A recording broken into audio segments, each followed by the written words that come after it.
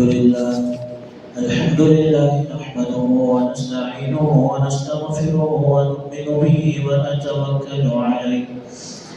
ونعوذ بالله من شرور أنفسنا ومن سيئات أعمالنا من يهده الله فلا مضل له ومن يضلل فلا هادي له ونشهد أن لا إله إلا الله وحده لا شريك له ونشهد أن سيدنا وسندنا ونبينا وحبيبنا ومولانا محمدا عبده ورسوله أما بعد فأعوذ بالله من الشيطان الرجيم بسم الله الرحمن الرحيم والفجر وليال عشر والشفع والوتر والليل إذا يسر صدق الله العظيم وقال الله تعالى لن ينال الله لحومها ولا دماؤها ولكن يناله التقوى منكم صدق الله العظيم وصدق رسوله النبي الكريم ونحن على ذلك لمن الشاهدين والشاكرين والحمد لله رب العالمين رب اشرح لي صدري ويسر لي أمري واحلل عقدة من لساني يفقه قولي اللهم صل على سيدنا محمد وعلى آل سيدنا محمد وبارك وسلم اللهم صل على سيدنا محمد وعلى آل سيدنا محمد وبارك وسلم اللهم صل على سيدنا محمد وعلى آل سيدنا محمد وبارك وسلم محترم بزرگ و عزیز دوست،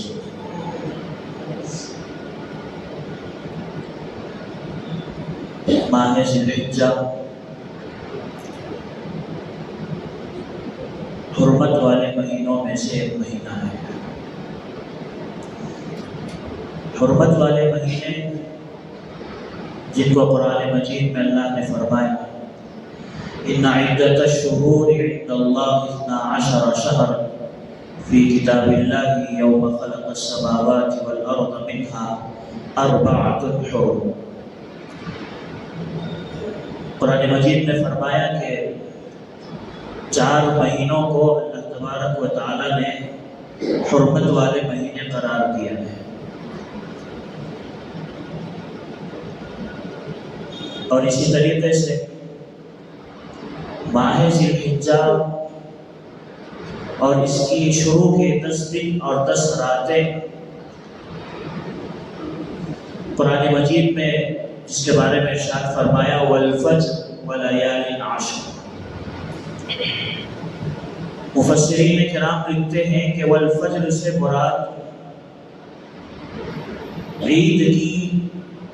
صبح کا، یعنی بقرعید کی، عید الاضحیٰ کی صبح کا وقت ہے۔ اللہ نے اس وقت کی قسم کھائی ہے، اور آپ بہتر طریقے سے جانتے ہیں کہ جس چیز کی اللہ قسم کھاتے ہیں، اللہ کو کوئی ضروری نہیں ہے کہ کسی چیز کی قسم کھائی جائے۔ جب اللہ قسم کھاتے ہیں تو اس قسم کے ذریعے سے یہ بتلایا جاتا ہے کہ جس وقت کی اور جس چیز کی قسم کھائی جا رہی ہے وہ وقت اور وہ چیز بہت ہی اہم اور نہایت ہی اللہ تبارک و تعالیٰ کی طرف سے انعام ہوتا ہے۔ تو اللہ نے فرمایا والفجر، قسم ہے فجر کے وقت کی۔ تو اس میں مفسرین نے لکھا ہے کہ یہ عید کی، بقرعید کی صبح کے وقت ہے۔ ولیال عشر، اور 10 راتوں کی قسم۔ اور وہ 10 راتیں کون سی ہیں؟ مفسرین میں اور سب کا اس میں اتفاق ہے کہ وہ 10 راتیں ذی الحجہ کے پہلے عشرے کی 10 راتیں، ولیال عشر۔ اور اس کی فضیلتیں ایسی بیان کی گئی ہیں کہ بعض علماء نے فرمایا کہ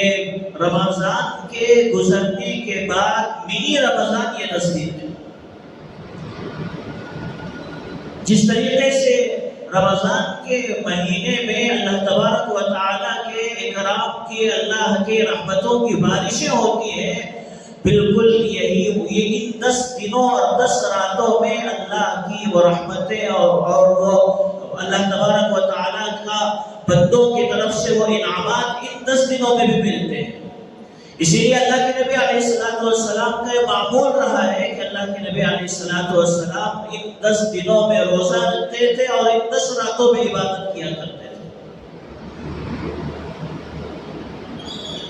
اور اسی طریقے سے فرمایا کہ اللہ تبارک و تعالیٰ کو ان 10 دنوں اور 10 راتوں کی عبادت اتنی پسند ہے کہ بندہ اگر کوئی عام دنوں میں عبادت کرتا ہے وہ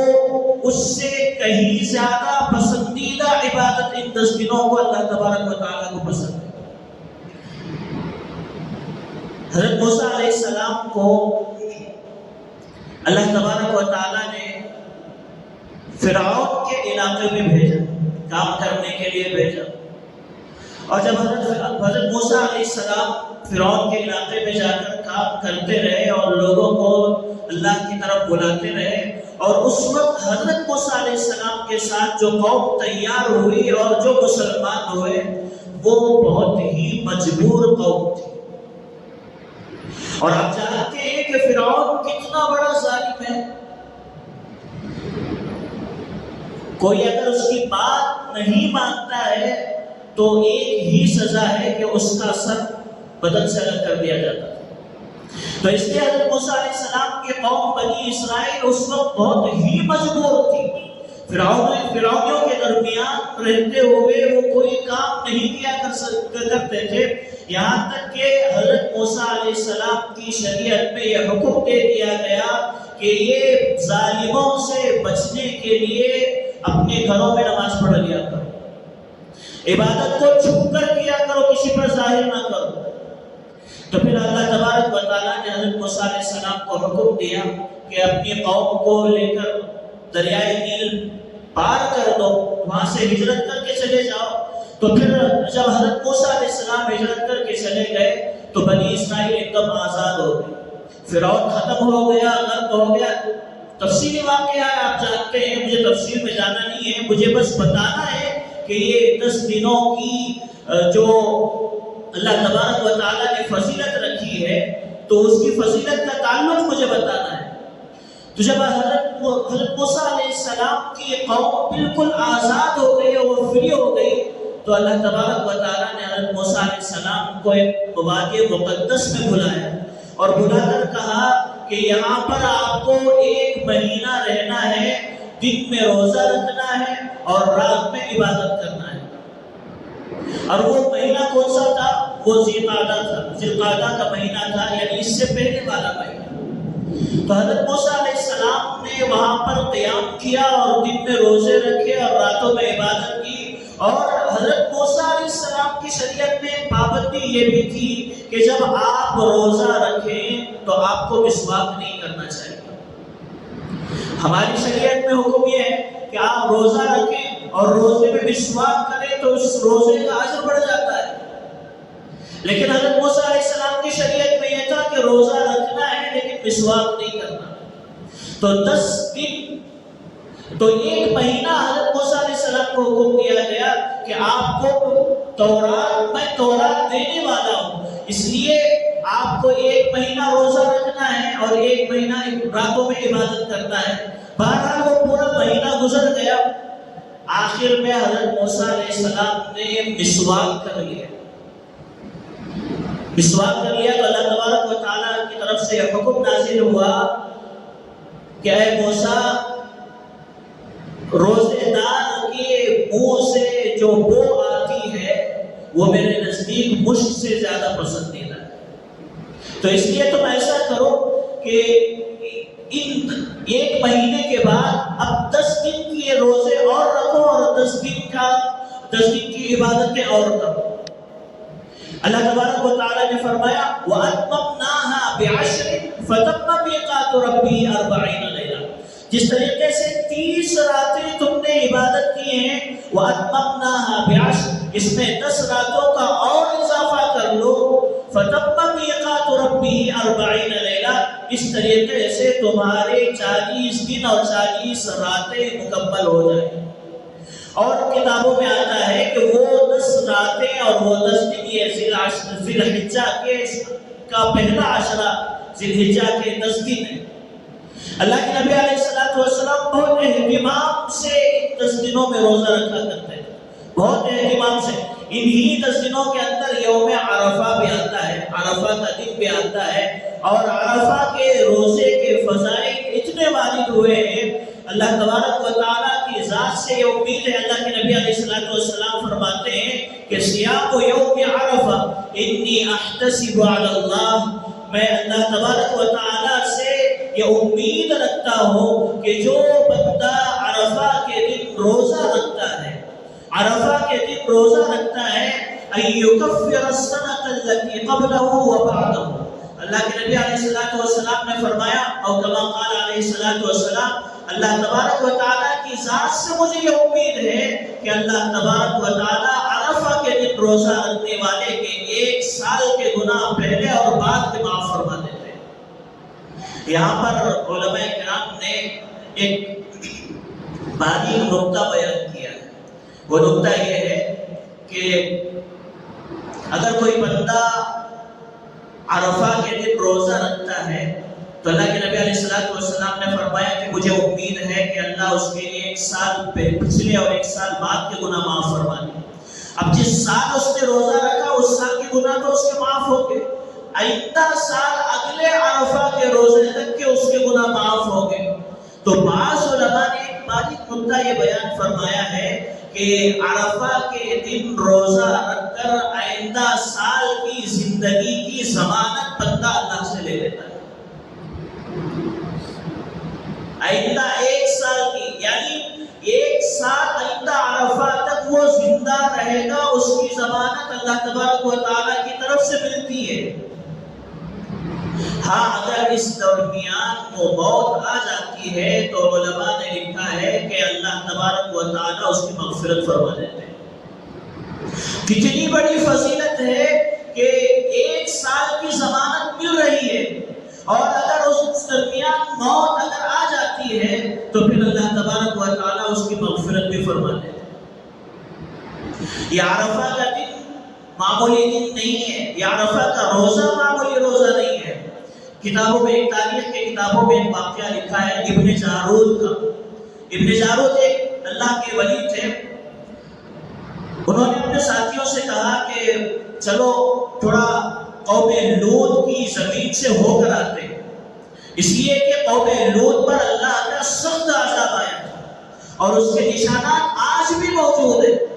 تو ابن جارود نے کہا کہ اللہ تبارک و تعالیٰ کے اس قوم لوط کی اس سرزمین کا معائنہ کرتے ہیں اور دیکھتے ہیں کہ جب اللہ تبارک و تعالیٰ کی نافرمانی پر جب عذاب آتا ہے تو کیسے عذاب آتا ہے، اس عذاب سے اس جگہ سے ہم عبرت حاصل کریں گے اور اللہ کی نافرمانی نہیں کریں گے۔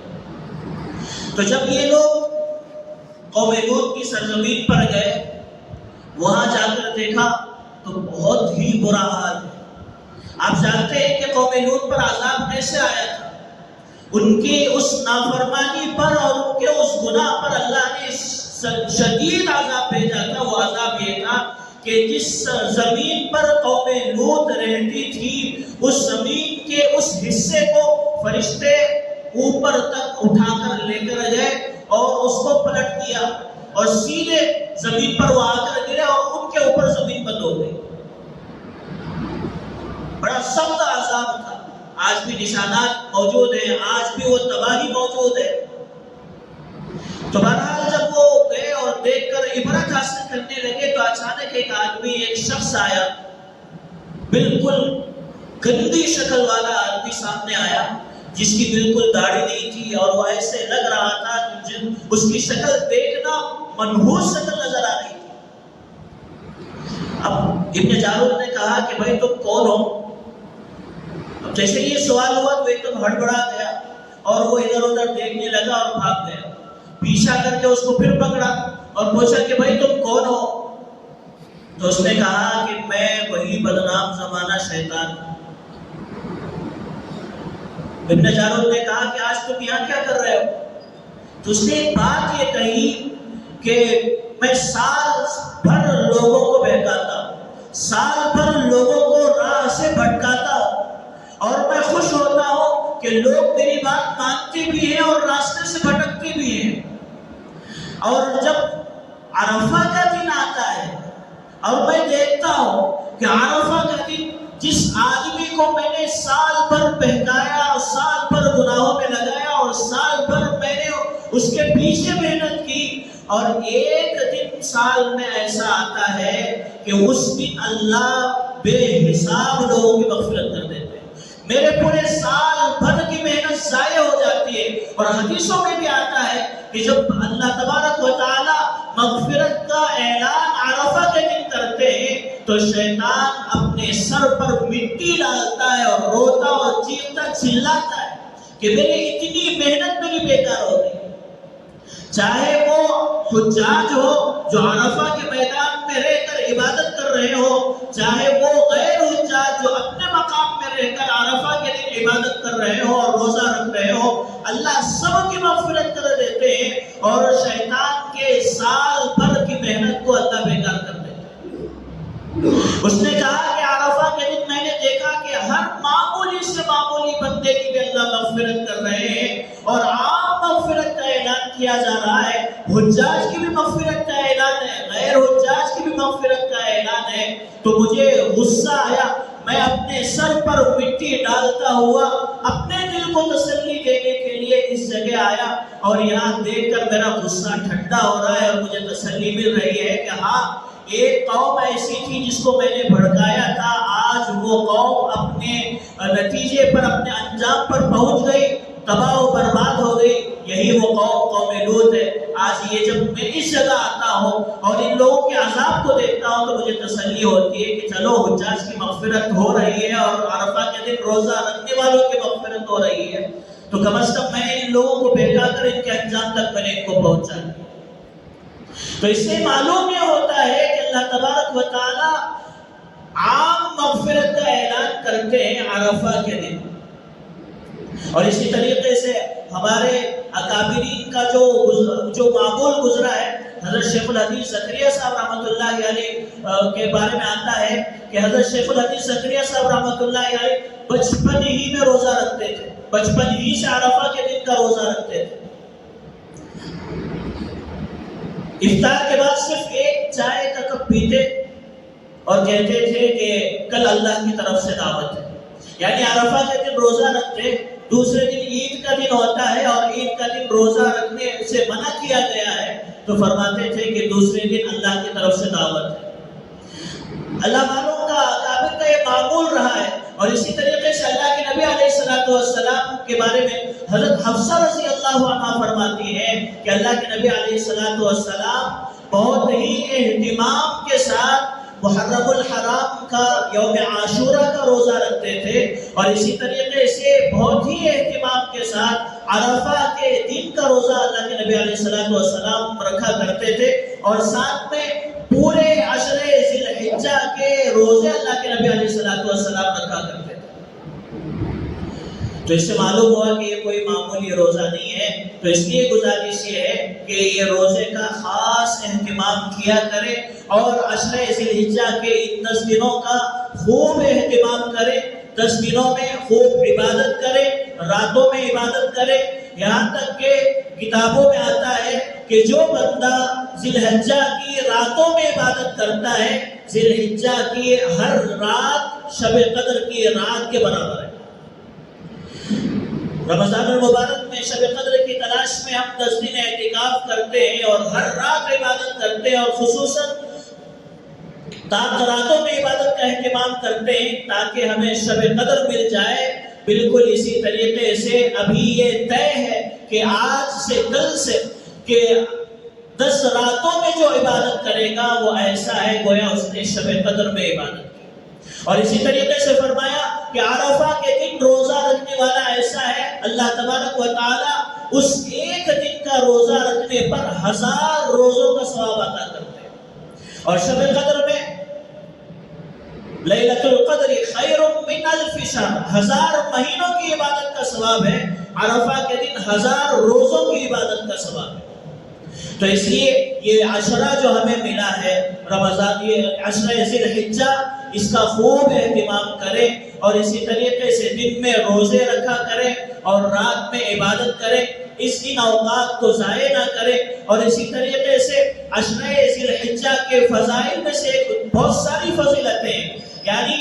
عشرہ ذی الحجہ کے انہی 10 دنوں میں اللہ تبارک و تعالیٰ نے حج کی عبادت رکھا ہے، انہی 10 دنوں میں اللہ نے تکبیر تشریق کو ضروری قرار دیا ہے، لازم قرار دیا ہے، اور انہی 10 دنوں میں قربانی کی عبادت ہے، انہی 10 دنوں میں عرفہ کے دن کا روزہ ہے اور عرفہ کا دن ہے۔ تو اس کا مطلب یہ ہوا کہ بہت ساری خصوصیتوں کا حامل یہ عشرہ ہے۔ تو اس لیے اس عشرے کو اللہ کی عبادت کے لیے وقف کر دے۔ جس طریقے سے رمضان کے مہینے میں ہم کام کاج کو بالکل ہلکا کر دیتے ہیں، ان 10 دنوں میں بھی اپنے کام کاج کو ہلکا کر کے اپنے آپ کو عبادت کے لیے فارغ کریں، اپنے آپ کو عبادت کے لیے فارغ کریں۔ دوسرا جو اہم عبادت ہے وہ قربانی ہے۔ قربانی کے متعلق چند باتیں یہ ہیں کہ لَن يَنَالَ اللَّهَ لُحُومُهَا وَلَا دِمَاؤُهَا وَلَكِنْ يَنَالُهُ التَّقْوَىٰ مِنكُمْ۔ اللہ نے فرمایا کہ جو تم قربانی کرتے ہو نہ اس کا گوشت اللہ تک پہنچتا ہے اور نہ اس کا خون اللہ تک پہنچتا ہے، اللہ تمہاری نیتوں کو دیکھتے ہیں، اللہ تمہارے تقوی کو دیکھتے ہیں۔ تو اس لیے ہم قربانی کر رہے ہیں، تو قربانی کے لیے یہ سب سے پہلے اپنی نیت کو صاف رکھنا چاہیے کہ مجھے اللہ کا یہ حکم ہے اور نبی علیہ السلام کی سنت ہے، حضرت ابراہیم علیہ السلام کا یہ عمل ہے، اس لیے میں قربانی کر رہا ہوں۔ قربانی کسی کو دکھانے کے لیے نہیں ہے، ریا کے لیے نہیں ہے، اخلاص والا عمل ہے۔ حضرت ابراہیم علیہ السلام حضرت اسماعیل علیہ السلام کو اپنے فرزند کو لٹا رہے ہیں صرف اس لیے کہ اللہ کا حکم آ گیا، اور ہم بھی قربانی اسی لیے کر رہے ہیں، حضرت ابراہیم علیہ السلام کی وہ یاد کو تازہ کر رہے ہیں اللہ کے حکم سے، کسی کو دکھانے کے لیے نہیں ہے۔ یہ مالی عبادت ہے، ہم اس میں اپنا مال لگاتے ہیں، کہیں ہمارا مال ضائع نہ ہو جائے ہمارے ریا کی وجہ سے، ہمارے دکھلاوے کی وجہ سے۔ تو اس لیے سب سے پہلے اپنی نیت کو صاف کر لیں، عمدہ سے عمدہ جانور خریدیں، اور خریدنے کے بعد خریدتے ہوئے یہ بات ضرور سامنے رکھیں کہ جانور تندرست ہو، کمزور بالکل کمزور لاحق نہ ہو، اور اسی طریقے سے عیب دار جانور نہ ہو۔ یعنی عیب کا مطلب ایسا نہیں کہ چھوٹا موٹا زخم لگا ہوا ہے وہ عیب نہیں ہے۔ عیب علماء کی نگاہ میں یہ ہے کہ ایسا جانور کو دیکھتے ہی پتا چلے کہ اس کا کان کٹا ہوا ہے، یا اس کی سیٹ ٹوٹی ہوئی ہے، یا اس کا پیر مڑا ہوا ہے اور وہ لگڑ کر چلتا ہے، تو یہ عیب ہے۔ اگر اس کے علاوہ کوئی دوسرا ہو، چھوٹا موٹا زخم لگا ہوا ہو اور وہ صحیح ہو سکتا ہو، تو یہ زخم عیب پہ شمار نہیں ہوتا، آپ وہ جانور خرید سکتے ہیں۔ عیب دار جانور نہ خریدیں۔ اور اسی طریقے سے آج کل لوگ دھوکہ دینے کے لیے بکرا اگر لے رہے ہیں، 1 سال سے کم عمر کا بکرا ہے اور اسے اچھا پانی وغیرہ پلا کے موٹا تازہ کر کے دکھا کے بیچ دیتے ہیں، تو اس لیے گزارش یہ ہے کہ جو ماہر ہیں ان کو لے کر جائیں، اور لے کر جا کر اگر وہ پرکھ کر لیں تو بہت زیادہ بہتر ہے۔ کہیں ایسا نہ ہو کہ چھوٹا موٹا بکرا 1 سال سے پہلے کا ہم لے لیں اور ہماری قربانی ادا نہ ہو۔ اور اسی طریقے سے بڑا جانور لیتے ہیں تو اس کے 2 سال مکمل ہونے چاہیے، تندرست ہونا چاہیے۔ تو یہ بھی ان حضرات سے بھی گزارش ہے جو بڑا جانور خرید رہے ہیں وہ بھی جا کر باقاعدہ پرکھ کر لیا جائے، دھوکے بھی نہ پڑے۔ اور اسی طریقے سے قربانی میں پہلا دن قربانی کا افضل ہے، اور اسی طریقے سے 3 دن قربانی کی جاتی ہے۔ قربانی میں بہتر یہ ہے کہ اپنے ہاتھ سے ذبح کریں، اور فقہا یہ فرماتے ہیں کہ جس جانور کی قربانی دی جا رہی ہے اس جانور کو پہلے ہی سے خرید کر اپنے ہاتھوں سے اسے کھلائیں، اسے نہلائیں، اور بہت ہی پیار کے ساتھ اسے رکھیں، اسے پالیں۔ جب وہ تمہارے سے مانوس ہو جائے اور وہ جب تم سے لگ جائے، ایسے جانور کی قربانی بہت ہی افضل ہے۔ ہمارے یہاں شہروں میں آپ معمول یہی ہے کہ چونکہ شہروں کی زندگی بہت زیادہ مصروف زندگی ہوتی ہے، یا تو ہم حصے لے لیتے ہیں یا تو ہم کسی کو فون پہ بتا دیتے ہیں کہ ہماری طرف سے فلاں جانور، یہ جانور ذبح کر دو، یا 7 حصے یہ بڑا جانور ذبح کر دو. لیکن افضل قربانی یہی ہے کہ اپنے جانور خود خریدے، اسے پال پوس کر بڑا کرے، پھر اپنے ہاتھوں سے اسے ذبح کرے. اس میں ایک بڑی غلطی جو ہر سال بتائی جاتی ہے اور ہر سال دیکھنے میں بھی آتا ہے کہ لوگ باقاعدہ اس کے جانوروں کو نمائش کے لیے رکھتے ہیں اور جانوروں کو گلیوں میں پھراتے ہیں، ایک دوسرے سے لڑاتے ہیں، نوجوانوں کے حوالے کر دیتے ہیں. میرے دوستو، یہ بہت ہی غلط عمل ہے. یہ دکھلاوے کے لیے نہیں ہے، یہ اپنی خواہش پورا کرنے والا عمل نہیں ہے، بلکہ اللہ کے نبی علیہ السلام کا اور اللہ کے حکم کو پورا کرنے والا عمل ہے. تو اس لیے اس کا خاص خیال رکھا جائے. اللہ تبارک و تعالیٰ اس عشر ذی الحجہ کے 10 دن اور 10 راتوں میں اللہ ہم سب کو خوب عبادت کرنے کی توفیق نصیب فرمائے. اللہ تبارک و تعالیٰ ان 10 دنوں کے روزے رکھنے کے اللہ ہمیں توفیق نصیب فرمائے، اور اسی طریقے سے اللہ ہماری نیتوں کو درست فرمائے. اور آخر میں ایک اعلان، جیسا کہ گزشتہ 2 جمعہ سے یہ اعلان کیا جا رہا ہے کہ الحمدللہ ہمارے مدرسے عثمان بن عفان میں داخلے شروع ہو چکے ہیں، اور بقرعید کے فوراً بعد سے باقاعدہ کلاسوں کا عمل آ جائے گا اور وہاں سے کلاسز بھی شروع ہو جائیں گے. پھر اس کے بعد داخلے لینا مشکل ہو جائے گا. تو جب کلاس بندی ہو جاتی ہے، کلاسیں تقسیم ہو جاتی ہے، پھر درمیان میں جب بچہ آتا ہے تو اسے پڑھانے کے لیے بہت ہی مشکل معلوم ہوتا ہے، مشکل عمل ہے. تو اس لیے آپ حضرات سے گزارش ہے کہ جتنا جلد ہو سکے اپنے بچوں کا داخلہ کروا لیں. اور الحمدللہ اس مرتبہ بالغات میں بڑی تعداد میں لوگ داخل ہو رہے ہیں. آپ سے بھی گزارش ہے کہ اپنے قرآن کو صحیح کرنے کے لیے اور اسی طریقے سے مسائل کو سیکھنے کے لیے، بہت سارے مسائل ایسے ہیں جو ہم نہیں جانتے ہیں، تو مسائل کو سیکھنے کے لیے آپ حضرات سے گزارش ہے کہ جتنا جلدی ہو سکے اپنا داخلہ مدرسے کے اندر کروا لیں. اور اسی طریقے سے انشاءاللہ بقرعید کے بعد سے مستورات کا بھی داخلے شروع ہو رہے ہیں، جو معلمات کے زیر نگرانی اور علماء کے زیر نگرانی چلیں گے. بڑی جو بچیاں ہیں، جو 9 سال 10 سال 11 سال کی بچیاں ہیں، ان کے لیے بھی شام میں 1 کلاس کا انتظام کیا جا رہا ہے. بقرعید کے بعد سے انشاءاللہ وہ داخلے بھی شروع ہو جائیں گے. اللہ تبارک و تعالیٰ سے دعا ہے کہ جو باتیں کہی اور سنی گئی ہیں اللہ ہم سب کو عمل کی توفیق نصیب فرمائے. وآخر دعوانا الحمدللہ.